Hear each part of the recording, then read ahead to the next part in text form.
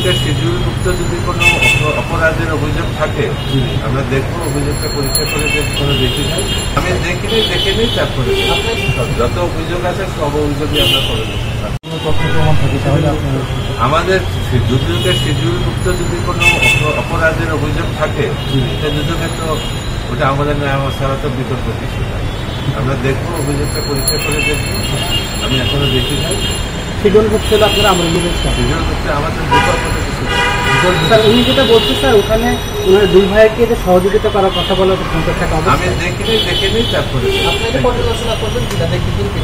আমাদের সব অভিযোগ দেখি, যত অভিযোগ আছে সব অভিযোগই আমরা করা হবে, সেটাও করা হবে, শিডিউলভুক্ত হতে হবে। ঠিক আছে।